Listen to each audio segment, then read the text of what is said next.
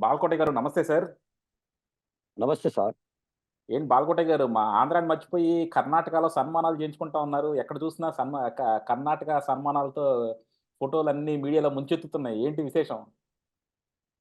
మీకే చెప్దాం అనుకున్నాను శ్రీకాంత్ గారు. ఆ! కా ధన్యవాదాలు. కంగ్రాచ్యులేషన్స్. హుహు. కర్ణాటక కర్ణాటక రాష్ట్రంలో కర్ణాటక తెలుగు ప్రజా సమితి హుహు. బొందు రామస్వామి గారని 81 ఇయర్స్ ఒక పెద్దాయన ఉన్నాడు. ఓకే. ఆయన ప్రజా రాజధాని అమరావతి ప్రేమికుడు, ఓకే. ఆ! స్వాప్నికుడు. హుహు.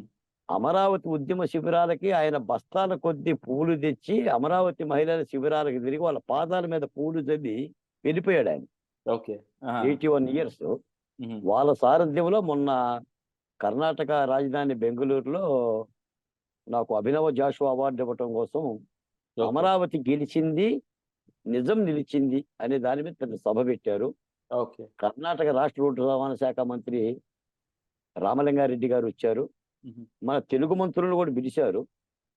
సరే వీళ్ళు ఏదో అసెంబ్లీ ఉండటం మూలన వీళ్ళు హ్మ్. హాజరు కాలేకపోయారు. ఆ! చలసాని శ్రీనివాసరావు గారు, నేను, చాలా మంది ప్రజాప్రతినిధులు కూడా కర్ణాటక తెలుగోళ్ళందరూ కూడా చాలా బాగా జరిగింది.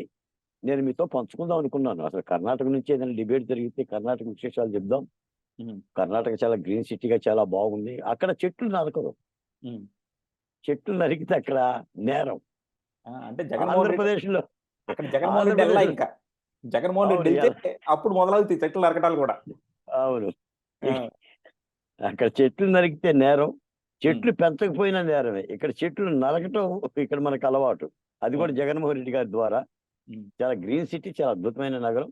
ఒక చారిత్రక అవశేషాలు మైసూరు గాని, మైసూర్ ప్యాలెస్ గాని, ఏషియన్ మాల్ గాని, హ్మ్. లేదా టిప్పు సుల్తాన్ మందిరం గాని, ఒక రాచరిక, ఒక హిస్టారికల్ నేపథ్యం కలిగిన రాష్ట్రంగా నాకు బాగా అర్థమైంది.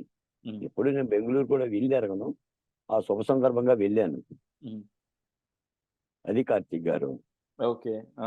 ఏంటి సార్ అంటే మీకు ఆంధ్ర జాషువా అవార్డ్ ఇచ్చారన్నారు. ఎందుకిచ్చారు ఆ అవార్డు? హ్మ్. దే అభినవ జాషువా. అభినవ జాషువా సారీ. అభినవ జాషువా. అభినవ జాషువా. జాషువా, హ్మ్. జాషువా గబ్బిలం, పెరదౌసి హ్మ్. ఇలాంటి ఖండకావ్యాల మూలాన సమాజంలో ఉండే వివక్షతాపూరితమైన బాధల గురించి ఆయన పుస్తకాలు ఎన్నో రాశాడు. హ్మ్. మీకో మాట చెప్తాను. ఇప్పుడు 'కాళిదాసు దేవదాసు' ఉందా? అవును. కాళిదాసు, కాళిదాసు రాసిన హ్మ్. మన దాసనారాయణ గారు సినిమా తీశారు గదా! అవును. కాళిదాసు గారి మీద. ఆయన ప్రేయసికి వర్తమానం పంపుతాడు. హుహు. అంటే మేఘ సందేశం. ఆ! కాళిదాసు రాసిన కావ్యం పేరు మేఘ సందేశం. హుహు. జాషువా గారు రాసిన కావ్యం పేరు గబ్బిలం. ఆ! 2 సందర్భాలు ఒకటే. ఓకే. కాపోతే మేఘ సందేశములో ప్రేమికుడు ప్రియురాలి కోసం మేఘాల ద్వారా సమాచారం పంపుతాడు. నీ ఓకే. కోసం అలమటిస్తున్నాను, నిన్ను చూడలేకుంటున్నాను. నువ్వు ఆ! లేకపోతే నేను లేను ప్రియా అని చెప్పేసని పంపిస్తాడు. ఆ! జాషువా గారు గబ్బిలంలో గబ్బిలం ద్వారా క్షుధాగ్ని పుత్రుడు అంటే ఆకలి వేస్తున్న వాడి బాధల్ని శివుడికి పంపిస్తాడు. హుహు. గబ్బిలాలు ఉండేది శివాలయాల్లో. ఆ! శివుడి పక్కనే ఉంటాయి. అందుకని ఆ గబ్బిలాన్నే వస్తువుగా తీసుకొని ఈ బీద సాధన కడగొట్టు బిడ్డల యొక్క బాధల్ని లేదా వివక్షత రూపాలని శివుడికి నైవేద్యంగా అందుకే అంటాడు హ్మ్. ముక్కోటి దేవతలు ఉన్న ఈ భరతఖండాన వాడు అంటుబడితే నైవేద్యం ఎవరో ముట్టరు అని. భరత గర్భాన కడగొట్టు బిడ్డడు వీడు, 4 పడగల హైందవ నాగరాజు. ఇవన్నీ కూడా ఆనాటి యొక్క సామాజిక రుగ్మతల గురించి పెద్ద ఎత్తున వాళ్ళు పోరాటాలు చేశారు సార్ వాళ్ళ రచనల ద్వారా. హ్మ్. మీకు చాలా సభల్లో గూడా కృష్ణశాస్త్రి గారు ఉండేవాళ్ళు. చాలా పెద్ద కృష్ణశాస్త్రి గారు, విశ్వనాథ సత్యనారాయణ గారు అవును. లాంటి ఉద్దండ నాయకులు. హ్మ్. ఈయనంటాడు జాషువా గారే, "నా కవితా వధూటిని చూసి భలే భలే అన్నవారే నన్ను చూడగానే శివాలున లేచిపోదురే" అని. హుహు. అంటే ఒక సందర్భంలో జాషువా గారు వేదిక మీదకొస్తుంటే, ఆ కొండ విశ్వనాథ సత్యనారాయణ గారు లేచిపోయిండంట. హ్మ్. ఆ సభలో ఉండకుండా. అంటే ఈయన కింది కులానికి సంబంధించిన అంటరాని కులానికి సంబంధించిన రచయిత. హ్మ్. దాన్ని జూసి బ్రాకున గుమ్మినట్టు ఉంటుంది నాకు అనని. మీకు రచన ఈ రోజు సమాజంలోనే చూడాలా. మనం అనాదిగా ఉండదే ఇది. మీరు చాలా సార్లు అడుగుతూ ఉంటుంటారు. ఈ కులాలేంటి బాలకోటయ్య గారు, ఈ మతాలేంటి బాలకోటయ్య గారని. ఇవన్నీ ఏంటంటే అనాదిగా సమాజంలో ఉన్నయే. ఇవన్నీ పుట్టుమచ్చల్లాగా మనల్ని వెంటాడుతూనే ఉండి, ఆ వెంటాడి, వెంటాడి, వెంటాడి, వెంటాడి ఇప్పుడు జగన్మోహన్ రెడ్డి గారి దగ్గరకొచ్చినియి. హుహు. ఈ కులాలు ఇప్పుడు లేనిది, సమాజంలో లేనిదాన్ని ఎవడు సృష్టించడు సార్. ఉన్నదాని మీదే రాజకీయం చేసినా, అరాజకీయం చేసినా ఉన్నదాని మీదే జేస్తాడు. సమాజం అంటే భారతీయ సమాజంలోనే ఉంటుంది. ఇప్పుడు మీరు అమెరికాలోనో, జర్మనీలో ఉన్నారా? Germany sir. మీరక్కడ క్యాస్ట్ అని చెప్పేసని పేరెత్తితే, హ్మ్. అంటే ఏంటి అని అడుగుతారు. హుహు. క్యాస్ట్ తెలీదు ఆళ్ళకి. హ్మ్. ఒక్క భారతీయ సంస్కృతిలోనే ఈ ఈ యొక్క కులాల రుగ్మతలు గాని, ప్రాంతాల రుగ్మతలు గాని, ఇవన్నీ గూడా ఇమిడీకృతం ఉంది. అంటే ఇది పెద్ద దాని గ్రంథం. ఇది దా పెద్ద గ్రంథం. ఇక దాని జోలికి పోతే చాలా చాలా విషయాలుంటాయి. ఇక హ్మ్. అంబేద్కర్ చదవాలి మీరు. హ్మ్. మీరు నేను కూసుకొని కాన్స్టిట్యూషన్ చదవాలి. కాన్స్టిట్యూషన్‌లో రిజర్వేషన్‌లు ఎందుకు పెట్టాడో చదవాలి. హ్మ్. ప్రాదేశిక సూత్రాలు, ఆదేశిక సూత్రాలు, ఈ అమెండ్మెంట్స్ ఎందుకొచ్చినాయో కూడా మనకు తెలియాలి. అది ఆహ్, రా అది రాజ్యాంగ సభ ఆమోదించిన పుస్తకం అది. హ్మ్. ఆ రోజున ఒక రాజ్యాంగ సభను ఏర్పాటు చేస్తే 11 మందితో, ఆ సభే ఈ రాజ్యాంగ ప్రతిని ఆమోదించింది సమాజంలో ఉన్న స్థితిని బట్టి. కాబట్టి అటు ముస్లింలు, ఇటు హిందువులు, అటు క్రిస్టియన్లు లేదా సకల కులాలు, భిన్న జాతులు, భిన్న మతాలు ఇలాంటి సహజీవనం భారతీయ విశిష్టతే అదండి. మీకొక మాట చెప్తాను. ఒక మాటే సరే దీన్ని పొడిగించను. ఇప్పుడు ఉల్లిగడ్డ ఉందా? హ్మ్. ఉల్లిగడ్డకి చాలా రెమ్మలుంటాయి. హ్మ్. అన్నీ కలిసే ఉంటాయి. తీస్తే విడివిడిగా ఉంటాయి. భారతీయ సమాజం కూడా అలాంటిది. అవును. అందరూ ఉంటారిక్కడ. హ్మ్. కలిసే ఉంటారు. మళ్ళీ వైషమ్యాలుంటాయి. హ్మ్. మళ్ళీ తేడాలుంటాయి. రంగులో ఉంటుంది, రుచిలో ఉంటుంది, జీవన విధానంలో ఉంటుంది, నాగరికతలో ఉంటుంది, ఆర్థిక పరిస్థితుల్లో ఉంటుంది. మళ్ళీ కలిసే ఉంటుంది భారతీయ సమాజం. అందుకనే మన మన మన మన యొక్క ప్రజాస్వామ్యం చాలా గొప్పదంటారు. అవును. ఈ వ్యవస్థకి ఈ ప్రజాస్వామ్యంతోనే 75 ఏళ్లుగా పరిణమిల్లుతుంది. ఇంకో రాజ్యాంగం అయితే మాత్రం ఈ పాటికి మా యుద్ధాలే జరిగాయి. అది కురుక్షేత్రాలో లేదా రామరావణ యుద్ధాలే జరిగాయి. అలాంటి కలతలొచ్చాయి. అందుకనే అంబేద్కర్ రాసిన ఏకైక గొడుగు రాజ్యాంగం గొడుగు కింద ఎంతోటి పాలకులొచ్చినా, జగన్మోహన్ రెడ్డి గారు లాంటోళ్ళు 50 మందొచ్చినా 5 ఏళ్లే ఉండేది. అది రాజ్యాంగం ఇచ్చిన హక్కు. లేకపోతే దోల తీరిపోతుంది. ప్రజలకి ఆ అవకాశం ఇచ్చాడు రాజ్యాంగంలో. మీరు చూస్తున్నారు కదా! ఇప్పుడు అమెరికా అధ్యక్షుడి ఎన్నికలు కూడా చూస్తున్నారు. అమెరికా అధ్యక్షుడి మీదే కాల్పులు జరిగినాయి.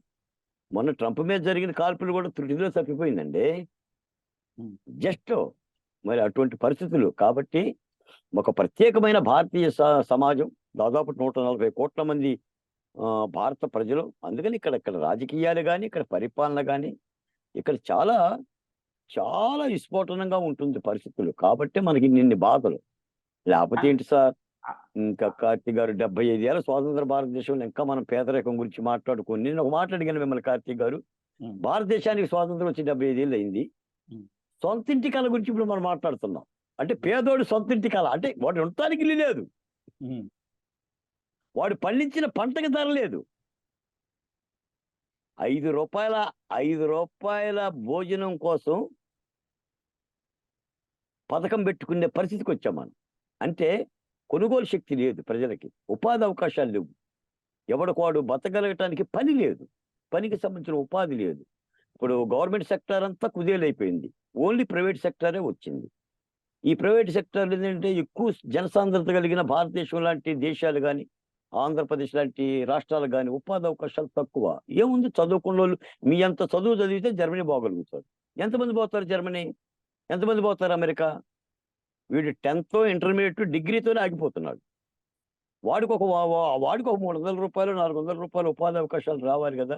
అందుకని ఈ మధ్య చాలా డిబేట్‌లో చెప్పాను నేను. మీకో మాట చెప్పి ఇది సందర్భం కాకపోయినా మీరు అడగకపోయినా చర్చలోకొచ్చాం కాబట్టి చెప్పాల్సిన పరిస్థితి నాకుంది. మీకు స్వయంభూ విగ్రహాలు తెలుసు గదా! అవును. స్వయంభూ అంటే వెంకటేశ్వర స్వామి. స్వయంభూ అంటే దేవుడు అక్కడికక్కడ ప్రత్యక్షమైన వాడు. దానికి చాలా విలువుంటుంది. ప్రతిష్ఠ విగ్రహాలు తెలుసు కదా! ప్రతిష్ఠ హ్మ్. అంటే మనం రూపొందించేది. మనం రూపొందించి ఊరేగించేది. నేననేదేందంటే, అమెరికా నుంచి పరిశ్రమలొత్తన్నాయి. జర్మనీ నుంచి పరిశ్రమలొస్తున్నాయి. విమానాశ్రయాలు కట్టేశాం. ఇదిగో పోర్టులు పెట్టేశాం. వీటన్నిటికంటే వీటిని కాదు అని నేననను. అవసరం లేదు అని నేననను.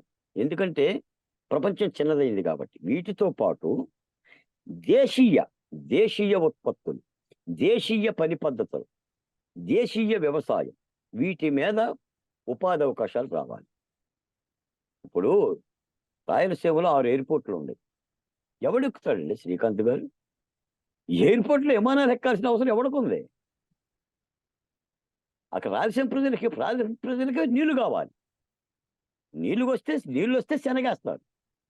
నీళ్ళొస్తే పనులుంటాయి. కూలోడికి పని, రైతుకు పని ఉంటే కూలోడికి పని ఉంటుంది. కూలోడికి పని ఉంటే మార్కెట్‌లో పని ఉంటుంది. కాబట్టి అంటే దేశీయ ఉత్పత్తులు. గతంలో ఏమయ్యేదంటే సంక్షేమ పథకాలు పెట్టి ఒక పాడి పరిశ్రమో, ఒక గొర్రెల పరిశ్రమో, ఒక ఆటోనో, ఒక రిక్షానో, అంటే ఒక మౌలికమైన మార్పు జీవితంలో కలగటానికి ఈ పథకాలు పెట్టేవాళ్ళు. దాదాపు మేము ఎస్టీల కోసం 27 రకాల సంక్షేమ పథకాలు పెట్టారు. ఏమైంది జగన్మోహన్ రెడ్డి గారు? మేము అడిగేది అందుకే. వెరసి ఇప్పుడు ఏమైందంటే దాన్ని రూపాయి కాయిన్‌గా మార్చి, ఇదిగో నీకు ఈ డబ్బులు ఇస్తున్నాం 15,000, ఇదిగో నీకు 10,000 ఇస్తున్నాం, నీకు 5,000 ఇస్తున్నాం, డబ్బులుగా మార్చేశారు. ఎప్పుడైతే డబ్బులుగా మార్చారో ఉపాధి అవకాశాలు తగ్గిపోయింది. వ్యక్తిగత వ్యక్తిగత మేలు జరిగి ఓట్ల పథకంగా మారిపోయింది. ఇప్పుడు జగన్మోహన్ రెడ్డి గారు 14 సార్లు చేసిన పని అదే. నేను నొక్కాను 34 సార్లు బటను. 2,47,000 కోట్ల రూపాయలని పంచా. నాకెందుకు ఓట్లేయరు ఈ జనం? ఎందుకెయ్యరు అనే నమ్మకం మీద ఆయన ఉండడు. ఎంత నమ్మకం మీద ఉన్నట్టు ఆయన ఏం పీక్కుంటారో పీక్కోండి అనే స్థాయిలో ఉన్నాడు. చొక్కాలు మడతేయండి అనే స్థాయిలో ఉన్నాడు. ఒక్కసారి ప్రజాస్వామ్యంలో దిమ్మదిరిగి బొమ్మ ఎప్పుడైతే కనిపించిందో, అధికారం పోగానే ఆయన ఊహించని స్థాయిలో 11 సీట్లు వచ్చి కూటమి పార్టీకి 124 వచ్చేసరికినే చిన్న మెదడు చితికిపోయి కుడివైపున ఎడవైపు చూసుకొని నేను ఎందుకు ఓడిపోయాను అనేది ఇప్పటికీ అర్థం కాకుండా వగిస్తున్న పరిస్థితి. ప్రజాస్వామ్యం అలా ఉంటుంది. అందుకని ప్రజలకు మేలు జరగాలంటే వాళ్ళక దేశీయమైన అంటే రాష్ట్ర పరిస్థితులకి, ఆ రాష్ట్రం యొక్క స్థితికి అనుగుణమైన ఉపాధి అవకాశాలను పెంచగలిగితే ప్రభుత్వాలు మంచి జరుగుతుందండి. అన్ని కోట్ల రూపాయలతో. నేను ఇంకో మాట కూడా గతంలో ఎప్పుడు చెప్పాడు. హైదరాబాద్ కోకాపేట భూములు ఎకరం 100 కోట్లు అంట. ఎకరం 100 కోట్లు ఎవడు కొంటాడు అంటున్నా? ఎవడికి అవసరం అక్కడ? హైదరాబాద్లో 1 కోటి మంది జనం ఉన్నారు. ఎవడు కొనేవాడు కొంటాడు. నేను భూముల ధరను తప్పుపట్టను. ఆయా స్థితిగతుల్లో నగరాలు విస్తీర్ణం అవుతున్నప్పుడు ఆ నగరాల్లో ఆ ధరలు పెరిగితే కొనేవాడు కొంటాడు. ఇప్పుడు కూడా నేను చెప్తున్నా, అమరావతి అంటే భూములకు ధరలు కాదు, అమరావతి అంటే రేట్లు కాదు. అమరావతి అంటే ఒక జీవన ప్రాంతం. అది జీవన ప్రాంతం, జీవన ప్రమాణం. అది ఒక రాజధాని. అది రాష్ట్రం అంతా కూడా సంపదను విస్తరించడానికి సంబంధించిన అక్షయ పాత్ర. దాన్ని ధరలతోనో లేదా కులంతోనో ప్రాంతంతోనో పోలిస్తే నష్టమే. మనం ఉద్యమంలో కూడా అదే చెప్పాం. కానీ ఇక్కడ ఒకటి చెప్పండి సార్. అంటే మీరు కర్ణాటక వెళ్ళటానికి మీకు జగన్మోహన్ రెడ్డికి నాకు ఒక అనాలజీ కనపడతా ఉంది. ఆయన కూడా ఓడిపోగానే వెళ్ళిపోయి కర్ణాటకలో కూర్చున్నాడు. మీరు కూడా ఇక్కడ అంటే మీరు తలపెట్టిన పని దిగ్విజయంగా పూర్తయింది. మీరెళ్ళి కర్ణాటకలో సేద తీరారు. ఎలా చూడాలి? అందరూ కర్ణాటక పక్షులైపోయారు, వలస పక్షుల్లాగా. మీకు ఒక మాట చెప్పానా శ్రీకాంత్ గారు? My name is Balakotaiah, son of Sarvaiah. I am a journalist, one of the the news weekly editor. నేను నా కృష్ణా జిల్లా ప్రాంతానికే నేను పరిచయం. గతంలో రాజధాని ఉద్యమంతో అమరావతి టు అమెరికా వరకు నా ప్రయాణం. నేను తెలియని ప్రపంచంలో ఏ దేశంలో పౌరుడు కూడా లేడు. ఇది నాకు భగవంతుడు ఇచ్చిన వరప్రసాదం. జగన్మోహన్ రెడ్డి గారు అదే కర్ణాటకలో ఉన్న జగన్మోహన్ రెడ్డి గారి మీద యుద్ధం చేసే నేను ఈ ఘనకీర్తిని సాధించాను. అందుకని వాళ్ళు రాజులు. జగన్మోహన్ రెడ్డి అనేవాడు ఒక రాజు. ఏలాడు, తూలాడు, పడిపోయాడు. నేను ప్రజలకు సంబంధించిన శ్రామికుణ్ణి. మేము స్వయంభూలం, విగ్రహ ప్రతిష్టలం కాదు. మేము స్వయంభూలం. ఏడుకొండల వెంకటేశ్వర స్వామి ఎంత స్వయంభూలో, లేదా శ్రీకాళహస్తి శివుడు ఎంత శివుడో మేము స్వయంభూలం. మీకు గొడ్డుకారం తెలుసా? తెలుసు సార్. ఎప్పుడైనా తిన్నారా? కారమెతుకులు తిన్నారా? తిన్నాం. ఆ జీవితం అనిపిస్తే కంటిలో వచ్చే సెగలు ఉంటాయి చూసావా, వేడి వేడి సెగలు. అది మా జీవితం. లేకపోతే జగన్మోహన్ రెడ్డి గారు ఈ 4 ఏళ్ళు నిన్ను లేపెత్త బాలకోటయ్య, నేను పొడి చెత్త బాలకోటయ్య అని మనుషులను పంపించి ఫోన్లు చేస్తే ఆయన టబీకిండో లేదో నాకు తెలియదు, కానీ నేను ఆల్రెడీ టబీకే చేయించాను. అది తప్ప ఇంకోటి చేయండి అని. ఎందుకంటే ఇప్పటికి కూడా మనం కార్తీక్ గారు మనం విలువలను మర్చిపోతున్నాం. ఈ ఈ ఈ సమాజంలో రాజా రామ్మోహన్ రాయ్ లాంటి గొప్పవాడు సతీ సహగమనానికి వ్యతిరేకంగా పోరాడబట్టే ఆ రుగ్మత అంతరించింది. మరి ఆ రోజు ఆ రుగ్మతను రూపుమాపటానికి ఆయన ఎన్ని కష్టాలు పడి ఉంటాడు? అవును. ఆయన ఎన్ని చివాట్లు పెట్టుంటారు? విదేశీలింగం పంతులు గారు బాల్య వివాహాలను రద్దు చేయటం కోసం ఆయన ఎన్ని శరలు బట్టి ఉంటాడు? ఇప్పుడు ఆ సనాతన ధర్మాలు అవి, హిందూ ధర్మాలు, అవి సమాజం ఆమోదించిన ధర్మాలనే వాళ్ళు చట్టాలు లేకుండా రూపుమాపే ప్రయత్నం చేశారు. అలాగనే రవీంద్రనాథ్ గారు, లేదా ఎంతో మంది అండి భూములను దానం చేసి సమాజాల కోసం వాళ్ళ మనం యొక్క వాళ్ళ యొక్క జీవితాన్ని త్యాగం చేసిన వాళ్ళ చరిత్రల నుంచి మన సమాజాన్ని చూడాలి. రాజకీయాల్లో నుంచే సమాజాన్ని చూస్తే ఏం అర్థం అవుతుంది సార్? పథకాలు అర్థమవుతాయి, పంపిణీ అర్థమవుతాయి, ఓటు అర్థమవుతాయి. ఓటు పడ్డోడేం గెలుస్తాడు, ఓటు పడినోడేం ఓడిపోతాడు. ఈ రెండే అర్థమవుతాయి. హుహు. సమాజం అర్థం కాదు. యాహ్! ఈ ఈ- ఈ ఈ స్థితిని సమాజానికి ఎవరో ఒకళ్ళు ఎంతో కొంత చెప్పాల్సిన అవసరం అయితే ఉంది. అలా భావించే వ్యక్తుల్లో బాలకోటయ్య అగ్రగణ్యం. యాహ్! యాహ్! అది ఓకే సార్. యాహ్! డెఫినిట్‌గా నేను దాన్ని ఒప్పుకుంటాను. అందుకే మనం గూడా ఎప్పుడు చెప్తాం, సమాజంలో చట్టాలు చేయడం అనేది ఇంపార్టెంట్ కాదు సార్. సమాజాన్ని ఉమ్, మేలుకొలిపేవాళ్ళు, సంఘ సంస్కర్తలు వాళ్ళు మనకు కావాలి. వాళ్ళు లేకుండా ఉమ్. ఈళ్ళేదో చట్టాలు చేసేసుకొని, ఆ చట్టాలను జనాలు ఫాలో అయిపోతారనుకుంటే మాత్రం చాలా కష్టం అది. కానీ ఒకటి చెప్పండి సార్, జగన్‌మోహన్ రెడ్డి కర్ణాటకకి ఎందుకెళ్తున్నాడు? అంటే మొన్నటిదాకా చంద్రబాబుని గాని, మిగతా వాళ్ళందరిని గాని గెస్ట్ ఆర్టిస్టులు ఎప్పుడు హైదరాబాద్‌లో ఉంటారన్నారు. మరి ఈయన ఉమ్. హైదరాబాద్ కూడా వదిలేసి, రేవంత్ రెడ్డి ఉన్నారని హైదరాబాద్ కూడా వదిలేసి, కర్ణాటకలో ఎందుకు కూర్చున్నాడు ఎళ్లి? మీ కార్తీక్ గారు 2014 నుంచి 19 వరకు కూడా జగన్మోహన్ రెడ్డి గారు ఏం ఆంధ్రప్రదేశ్లో లేడు అప్పుడు కూడా. అవును. అప్పుడు కర్ణాటకలోనే ఉన్నాడు, లోటస్ బండ్లో ఉన్నాడు. హ్మ్. అసెంబ్లీకి కూడా ఏడాదిన్నర రాలేదు ఆయన. ఆ! మళ్ళీ ఇప్పుడు ఆయన కర్ణాటకలోనే ఉంటాడు ఎక్కువ. హ్మ్. రేపు కూడా అసెంబ్లీ జరిగే సమయాల్లో అసెంబ్లీకి కూడా పోనని చెప్పేశాడు అనుకోండి. ఆ హ్మ్. డౌట్ కూడా ఆయన తీర్చాడు. ఆయనకు ప్రత్యేక హోదా ఇస్తే పోతానన్నాడు. హ్మ్. న్యాయస్థానాల్లో కూడా వేశాడు కోర్టులో. మీకో మాట చెప్తా. ఆయనకి ఇక ప్రత్యేక హోదా కాదు. కావాలి. రాష్ట్రానికి ఆ అక్కర్లా. ఆ ఆయనకి కావాలి. రా ఆయనకు ప్రత్యేక హోదా కావాలని కోర్టుకెళ్ళాడండి. ఆ! కోర్టు ఏం చెప్పిందో విన్నారా? నేను ఇనలేదు సార్. ఏముంది? వినలే. కోర్టు హ్మ్. ఏం చెప్పిందంటే, స్పీకర్ గారికి, శాసనసభ కార్యదర్శికి నోటీసులు ఇస్తూ, ఈ ప్రతిపక్ష హోదా ఇవ్వటానికి సంబంధించిన నిబంధనలు, రూల్స్ ఏమన్నా ఉంటే వారం రోజుల్లో మాకు సబ్మిట్ చేయండి అని అంది. ఆ! అంటే ఇంతకాలం ఈ ముఖ్యమంత్రులకి ఆ రూల్స్ ఏమున్నాయో తెలీదండి. ఆ! నిజంగా నిబంధనలో శాసనసభ నిబంధనలో ప్రతిపక్ష హోదా ఇవ్వాలి, 11 సీట్లు వచ్చినా గనక ఉంటే, హ్మ్. జగన్మోహన్ రెడ్డి గారు కోర్టుకెందుకు పోతున్నాడో ఆ రూలే చెప్తుడు. హ్మ్. ఇప్పుడు ఆయనకి తెలీదా? హ్మ్. ఆ రూల్ ఉందో లేదో? అదే. ఆ! ఆ! ఇప్పుడు దీన్ని సాగదీసి, నాకు ప్రతిపక్ష హోదా గూడా ఇవ్వలేదు కాబట్టి, హ్మ్. కోర్టుకెళ్ళినా గూడా కోర్టును గూడా చంద్రబాబు నాయుడు గారు మేనేజ్ జేశారు గాబట్టి, హ్మ్. గతంలో జెప్పిన జడ్జీలే ఉన్నారు గాబట్టి, నేను అసెంబ్లీకి రాను అని చెప్పడానికి ఆయన ఒక బేస్, బేస్ మట్టం అంటే ఏర్పాటు జేసుకుంటున్నాడు. అంతే గదా! ఇంతకు తప్ప అందులో ఏమి లేదు.